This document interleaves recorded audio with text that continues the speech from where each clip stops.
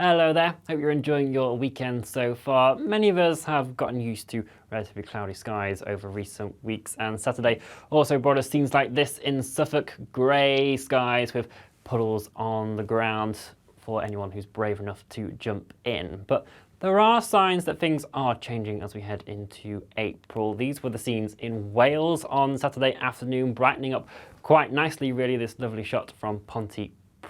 And as we head throughout the second half of the weekend and into the new week, more of us will have scenes like this. These changes are in part due to high pressure that is building its way in from the Atlantic and helping to settle things down and decaying these weather fronts away. For Saturday evening, though, those fronts are still very much in place. So if we start our weather story there, we'll have further outbreaks of rain across northwest Scotland and parts of Northern Ireland as well. Some further bits of drizzle and light rain into eastern areas of England as well. Generally, around the fringes of the UK, we will see some clearer intervals developing, but it's in the east where we see that easterly breeze feeding in from Scandinavia and the North Sea that's just feeding in some slightly cooler air, and so temperatures here will drop off a bit more overnight, down to 2s, 3s across Aberdeen and Newcastle, but generally elsewhere holding up around 5, 6, maybe 7 degrees Celsius.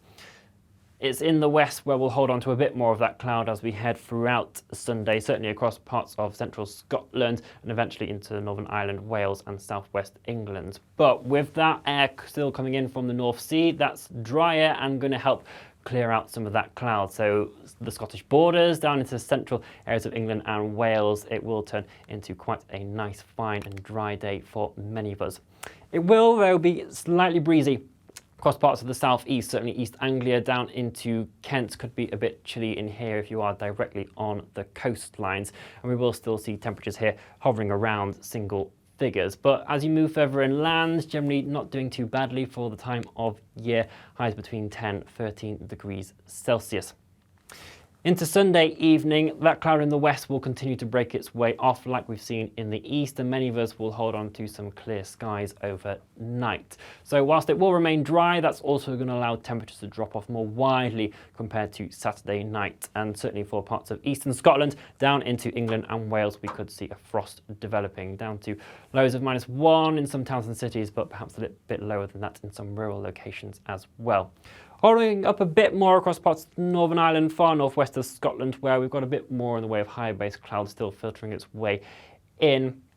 And generally the cloud will be a bit more persistent through here on Monday as well. So the sunshine hazier in the northwest, but for many of us there will be a good amount of sparkling sunshine, and the start of the new week and the Easter holidays, if you are off for that, is looking pretty fine and dry and pleasant for many of us.